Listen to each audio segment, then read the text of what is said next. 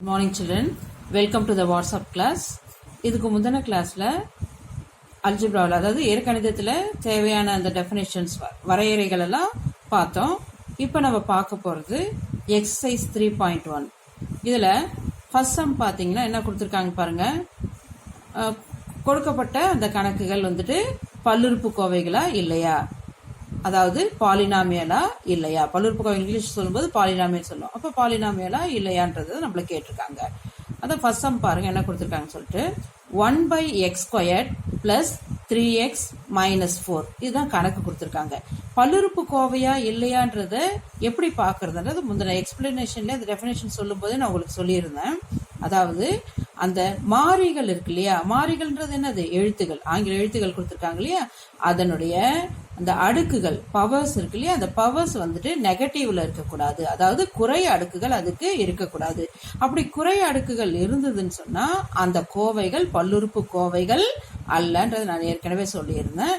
இப்ப இந்த கணக்குல பாத்தீங்கன்னா 1/x² இருக்கு. இந்த மாறிகள் வந்து பல்லுறுப்புக்கோவையில நம்ம எப்பயுமே எங்க கொண்டு போய் வைப்போம்னா நியூமரேட்டர்ல, அதாவது தொகுதியில தான் வச்சு பார்க்கணும் நம்ம, அது குறை அடுக்குல இருக்கா மிகை அடுக்குல இருக்கான்னு சொல்லிட்டு. மிகை அடுக்கா இருந்ததுன்னா அந்த மாறியுடைய அடுக்கு மிகை அடுக்கா இருந்துச்சுன்னா அது பல்லுறுப்புக்கோவை, குறை அடுக்கா இருந்ததுன்னா அது பல்லுறுப்புக்கோவை அல்ல. இப்ப இந்த 1/x² இந்த பகுதியில இருக்க இந்த x² டினாமினேட்டர்ல x² நியூமரேட்டர் தொகுதிக்கு கொண்டு போகும்போது அந்த +2ன்றது என்ன ஆகுது, இங்க -2 ஆகுது. அப்ப -2 ஆகும்போது இங்க ஒன்றும் பிரச்சனை கிடையாது, எதுவுமே அடுக்கலன்னா 1 இருக்கிறதா அர்த்தம். அப்ப அந்த 3x⁴ போட்டாலும் ஒன்று தான், 3x போட்டாலும் ஒன்று தான், -4 இருக்கு. இங்க எக்ஸுக்கு வந்துட்டு நெகட்டிவ் இன்டீஜர் வந்துட்டு பவரா இருக்கு, அதாவது குறை அடுக்கு இருக்கிறதுனால இங்க அதான் இங்க எழுதியிருக்க மாறியின் அடுக்கு குறை எனில் கொடுக்கப்பட்ட கோவை பல்லுறுப்பு கோவை அல்ல. அப்ப இது எழுதும்போது இங்கிலீஷ்ல எழுதும்போது நாட் எ பாலினாமியல் என்று எழுதுவீங்க, தமிழ்ல எழுதும்போது கொடுக்கப்பட்ட கோவை ஒரு பல்லுறுப்பு கோவை அல்லன்றதை நீங்க எழுதிக்கணும். அடுத்தது செகண்ட் சம் என்ன கொடுத்துருக்காங்க பாருங்க, x² × x - 1. இதுல நம்ம பார்த்தோன்னே இது சொல்லிடலாம், இது ஒரு பல்லுறுப்பு கோவை தான் சொல்லிடலாம். ஏன்னா எப்படி இருந்தாலும் இங்கேயும் மிகை அடுக்கு தான் இருக்கு, இங்கேயும் மிகை அடுக்கு தான் இருக்கு. அப்ப ஆக மொத்தம் பெருக்கும்போது ஆட்டோமேட்டிக்கா அது ரெண்டையும் கூட்டும்போது உனக்கு என்ன கிடைக்கும், மிகை அடுக்கு தான் கிடைக்கும். பகுதியில இல்ல, அது இல்லாம தொகுதியில இருக்கும்போது குறை அடுக்கும் இல்ல. அப்ப இது நம்ம விரிவாக்கும் பொழுது x² x பெருக்கும் பொழுது x³ வரும், x² -1 பெருக்கும் பொழுது -x² வரும். ஆக மொத்தம் இதுல வந்துட்டு நம்மளுக்கு குறையடுக்கு வரவே இல்லை. சோ குறையடுக்கு வராத பட்சத்துல இது வந்து பாலினாமியல் தான், இது ஒரு பல்லுறுப்பு கோவை தான். அடுத்தது மூணாவது கணக்கு பாத்தீங்கன்னா 1/x × x + y. இப்ப இதுல பார்க்கும்போது இங்க x வந்து பகுதியில இருக்கு, மாறியானது பகுதியில வரக்கூடாது, அது தொகுதி கொண்டு போகும்போது இங்க எந்த அடுக்குமே இல்ல, பவர் எதுவுமே இல்லைன்னா அது வந்து நியூமரேட்டருக்கு போகும்போது அது இங்க 1 இருக்கும், அது நியூமரேட்டருக்கு போகும்போது -1 ஆயிடும். அப்ப x அடுக்கு -1 × x + 5 வந்திருக்கு. இப்ப நெகட்டிவ் பவர் இருக்கு. நெகட்டிவ் பவரை பார்த்தோன்னே நம்ம இந்த இடத்துல வந்துட்டு இது ஒரு பாலினாமியல் இல்லைன்னு சொல்லி நம்ம சொல்லக்கூடாது. இப்ப இதை நம்ம பெருக்கணும். பெருக்கும்போது x அடுக்கு -1 பொது காரணியா வெளியில இருக்கு, காமன் ஃபேக்டரா இருக்கு.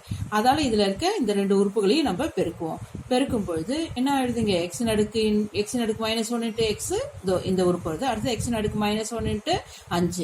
அப்ப இது பெருக்கும்போது அடிமானம் ஒன்னா இருக்க, பேஸ் சேமா இருக்கும்போது அந்த ரெண்டு எக்ஸ்போனன்ட்ஸை மல்டிப்ளை பண்ணும்போது அந்த பேஸ் அப்படியே போட்டுட்டு எக்ஸ்போனன்ட்ஸை ஆட் பண்ணோம்.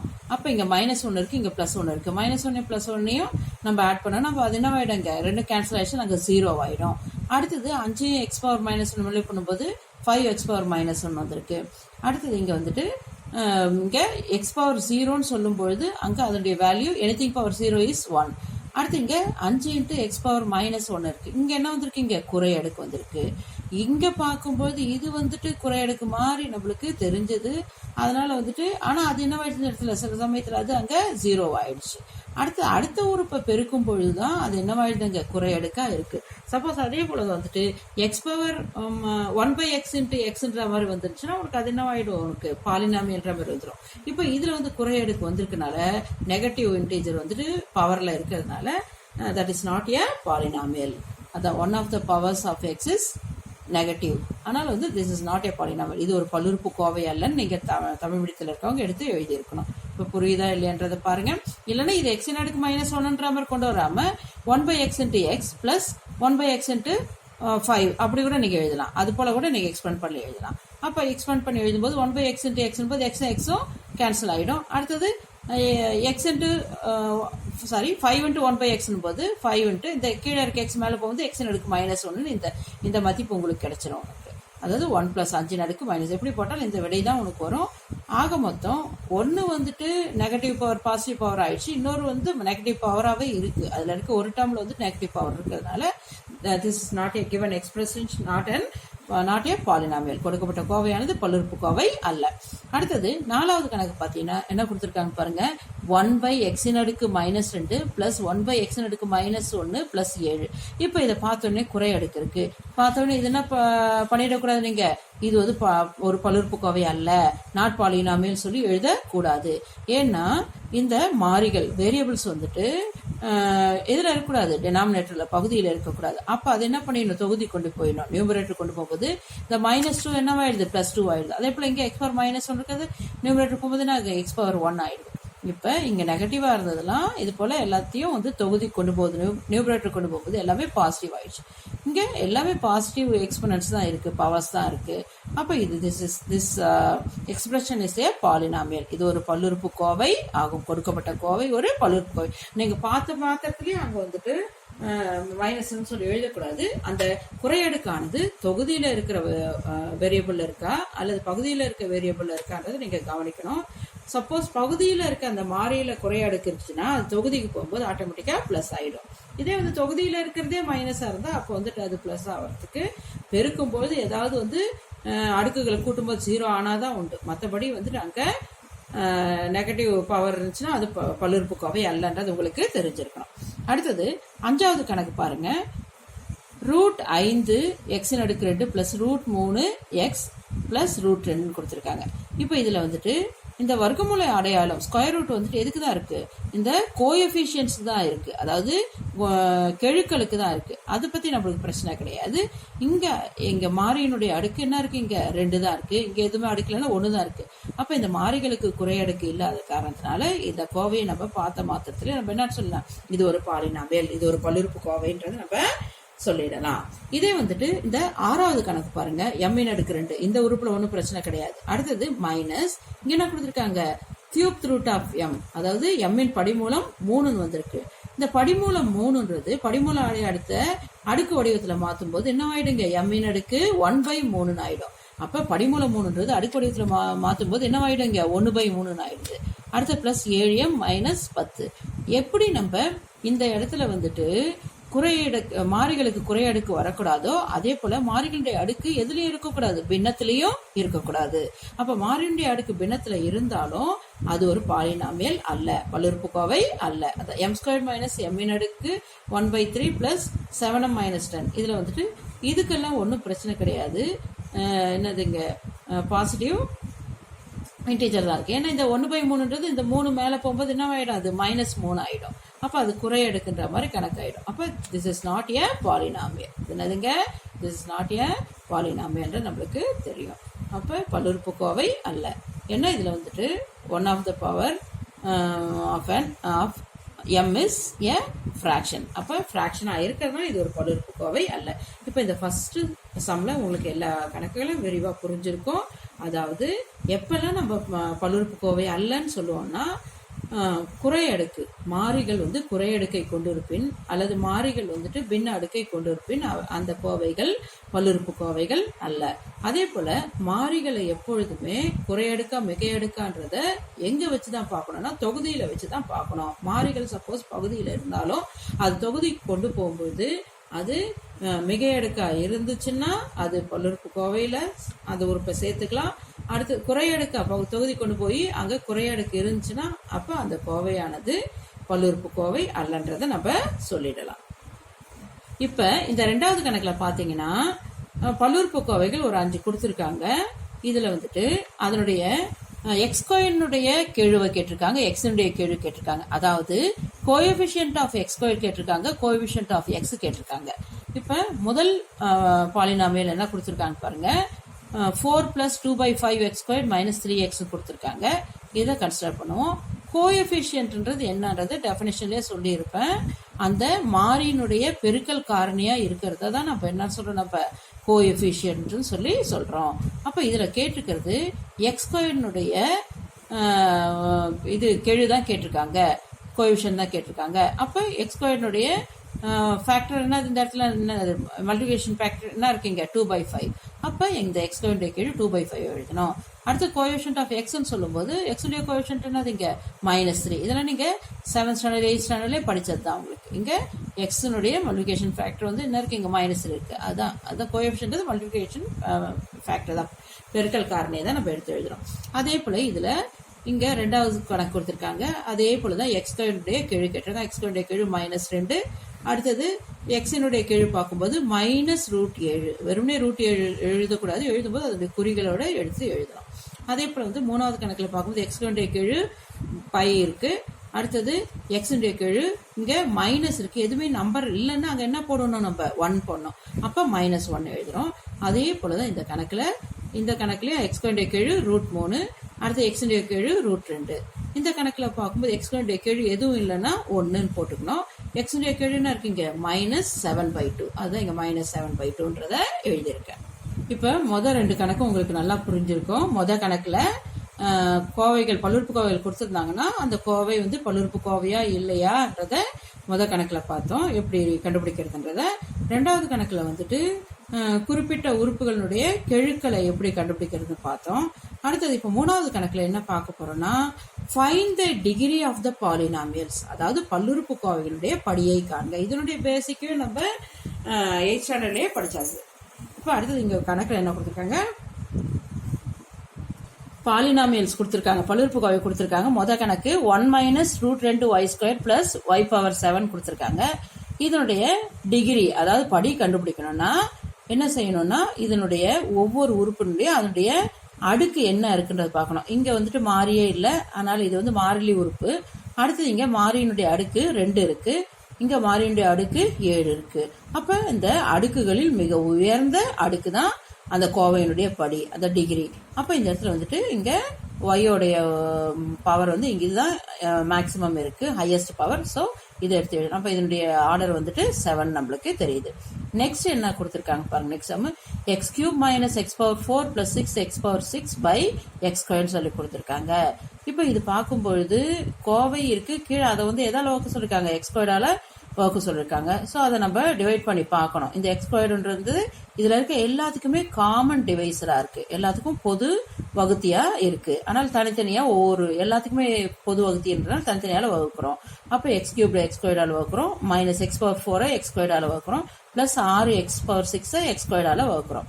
வகுக்கும்பொழுது டிவைட் பண்ணும்பொழுது இங்க x 3 டைம்ஸ் இருக்கு, இங்க x 2 டைம்ஸ் இருக்கு. அப்ப 2 டைம்ஸ் இதுல கேன்சல் ஆயிடுச்சுன்னா ரிமைனிங் ஒரு x இருக்கும். அடுத்தது மைனஸ் இங்க x 4 டைம்ஸ் இருக்கு, இங்க x 2 டைம்ஸ் இருக்கு. அப்ப 4 டைம்ஸ்ல 2 டைம்ஸ் போயிடுச்சு, மிச்சம் இங்க 2 டைம்ஸ் இருக்கும் x² பிளஸ் இங்க 6 அப்படியே போட்டுக்கோங்க. 6 x⁴ போது அதுல 6 டைம்ஸ் x இருக்கு, x² அதுல 2 டைம்ஸ் இருக்கு. அப்ப 6 டைம்ஸ் 2 டைம்ஸ் மிச்சம் 4 டைம்ஸ் இருக்கு. இப்ப நம்மளுக்கு இதுதான் நம்மளுக்கு தேவைப்படுற ஒரு எக்ஸ்பிரஷன். இதை எழுதியாச்சு. இதுல எல்லாமே பார்க்கும்போது இங்க பவர் 1 இருக்கு, இங்க பவர் 2 இருக்கு, இங்க பவர் 4 இருக்கு.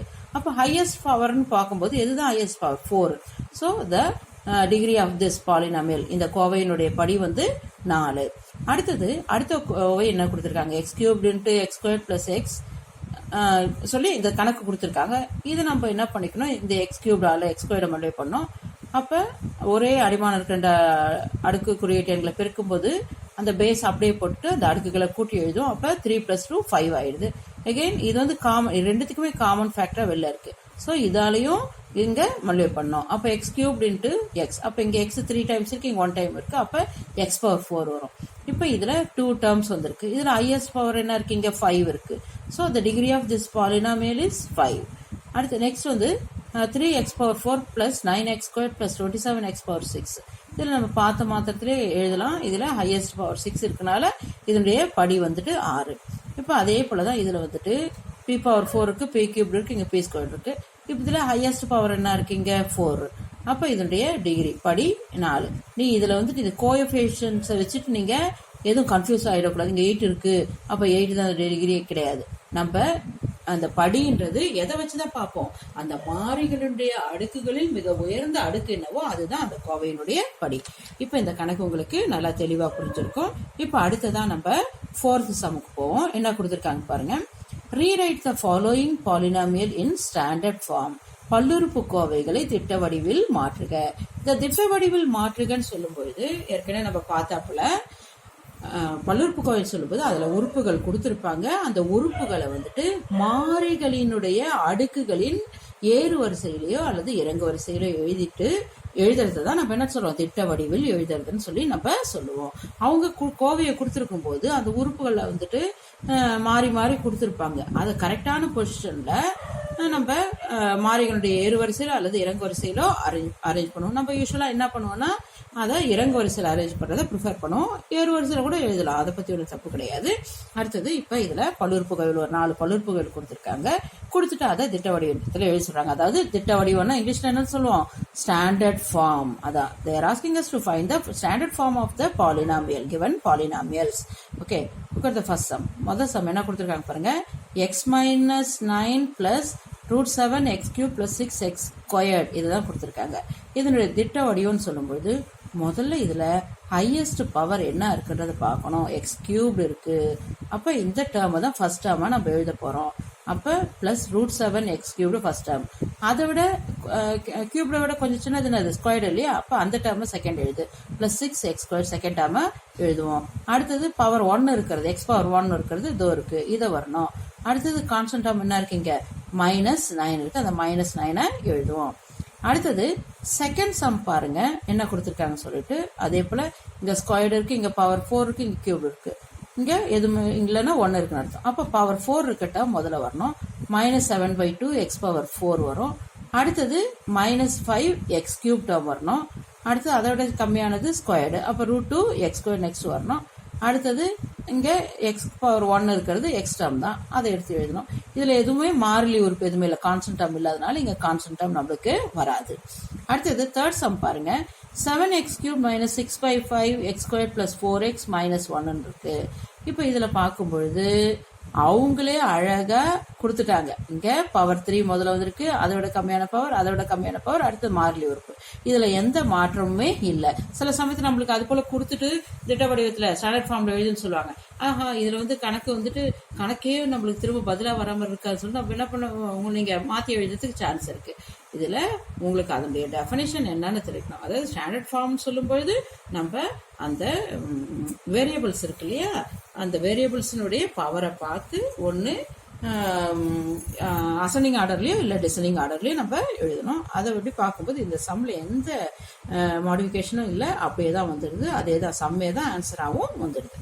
அதே போல நெக்ஸ்ட் சம் உங்களுக்கே புரியும்.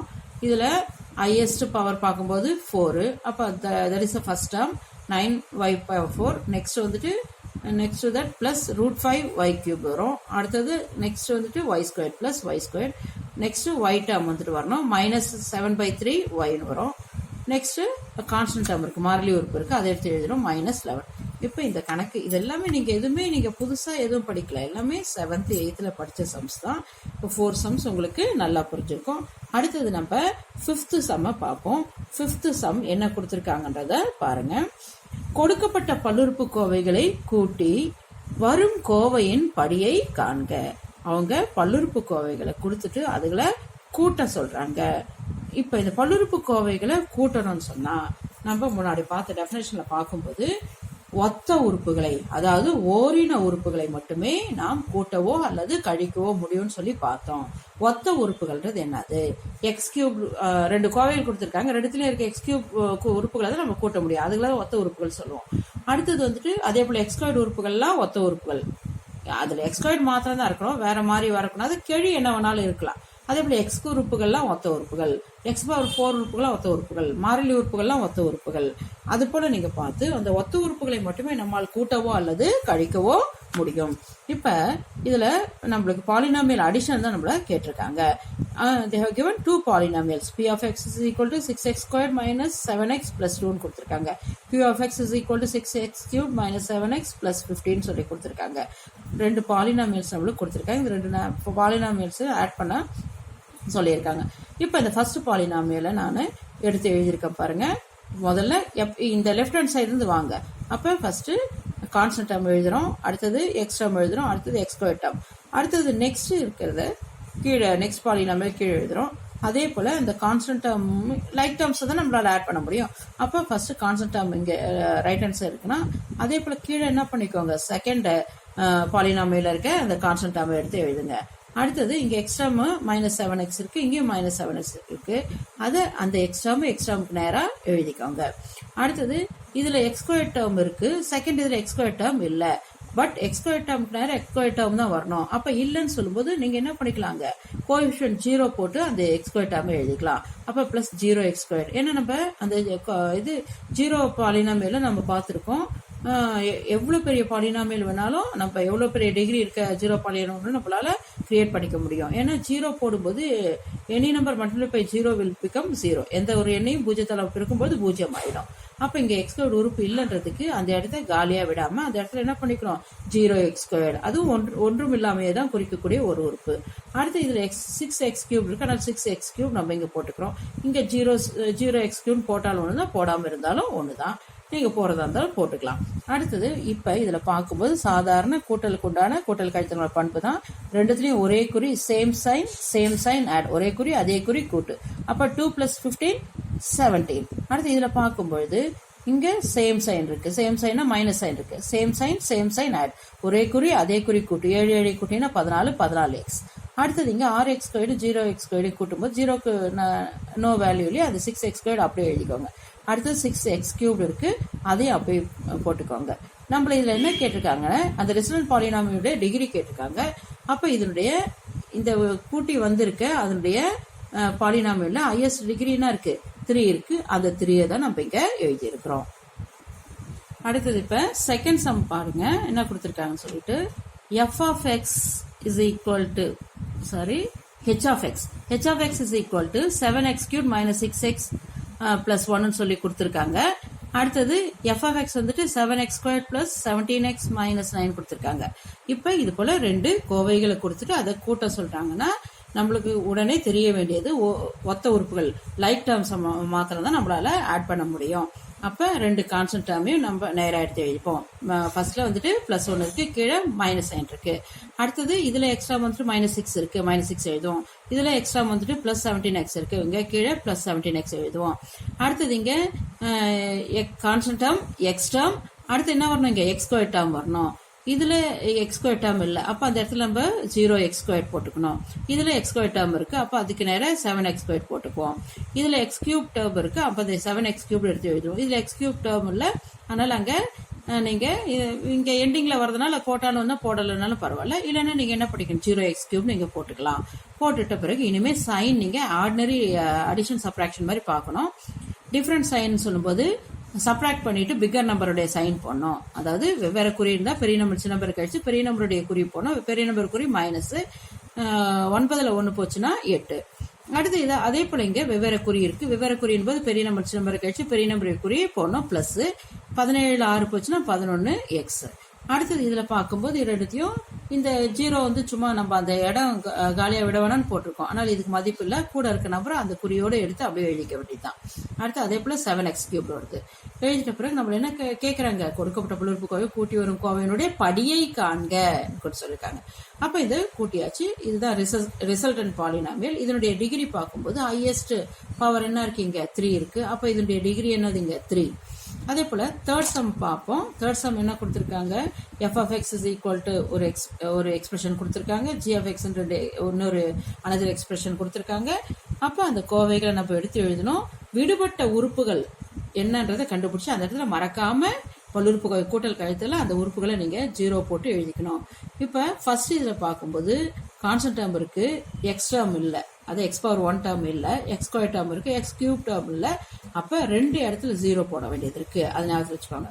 அப்ப 9 + 0x பிளஸ் இங்க x² டேர்ம் இருக்கு -5x². அடுத்து கியூப் டேர்ம் இல்ல, அப்ப +0x³ போட்டுக்கணும். அடுத்தது 16x⁴. அதே போல இதுல பார்க்கும்போது கான்ஸ்டன்ட் டேர்ம் இருக்கு, எக்ஸ் டேர்ம் இருக்கு. அப்ப அது ரெண்டுத்தையும் எடுத்து எழுதிட்டீங்க. x² டேர்ம் இல்ல, அப்ப 0x² போட்டுக்கணும். அடுத்தது -6x³ இருக்கு, இங்க x⁴ டேர்ம் இல்ல, அது இந்த லெஃப்ட் கார்னர்ல வரதுனால அதை போட்டாலும் ஒன்று போடாம இருந்தது இல்ல, நீங்க 0x⁴ போட்டாலும் அங்க தப்பு கிடையாது. இப்ப இதுல பார்க்கும்போது குறிகளை பாக்குறீங்க. இங்கே டிஃப்ரெண்ட் சைன் இருக்கு. டிஃப்ரெண்ட் சைன் இருந்தா பிகர் நம்பர்லேருந்து ஸ்மாலர் நம்பர் செப்பரேட் பண்ணி பிகர் நம்பர் சைன். வெவ்வேறு குறினா பெரிய நம்பர் சின்ன நம்பர் கழிச்சு பெரிய நம்பர் குறி. அப்போ பெரிய நம்பர் குறி மைனஸ் 15ல் 9 போச்சுன்னா 6. இங்கே 0 இருக்கனால கூட இருக்க அந்த நம்பர் அந்த சைன் அப்படியே இறக்கி போட்டுக்கணும். இங்கே அதே போல் இங்கே 0 இருக்கனால இது கூட இருக்க அந்த நம்பர் அந்த சைனோட அப்படியே எடுத்து எழுதிக்கணும். அப்போ நம்மளுக்கு என்ன வருது இங்கே மைனஸ் 5x². அப்போ இங்கே என்னதான் வரணும் நம்மளுக்கு, சாரி நான் இங்கே ப்ளஸ் போட்டிருக்கேன், அது வந்துட்டு மைனஸ்ன்னு சொல்லி வரணும். பாருங்க மைனஸ், ஏன்னா மைனஸ் 5x² இருக்கு. அப்போ மைனஸ் 5x² அப்படியே இறங்கி வந்துடணும். அடுத்து இங்கே 0x³ இருக்கு, அதுக்கு மதிப்பு இல்லை. அடுத்தது மைனஸ் 6x³ அப்படியே இறக்கி போட்டுக்கோங்க. இங்கே 16x⁴ இருக்கு. இப்போ இந்த சம் உங்களுக்கு நல்லா தெளிவாக புரிஞ்சிருக்கும். இப்போ அடுத்து இதில் டிகிரியை கேட்குறாங்க. டிகிரி கேட்கும்போது இங்கே ஹையஸ்ட் பவர் என்னது இங்கே 4. அப்போ உயர்ந்த அடுக்கு 4 அதுதான் அந்த கோவையுடைய படின்றதுனால அந்த 4 எடுத்து எழுதிக்கிறோம். இப்போ இது வரைக்கும் நம்ம 5 கணக்குகள் பார்த்துருக்கோம். இந்த 5 கணக்குகளை உங்களுக்கு தெளிவாக புரிஞ்சிருக்கும். அதை நல்லா ரிவைஸ் பண்ணிக்கோங்க.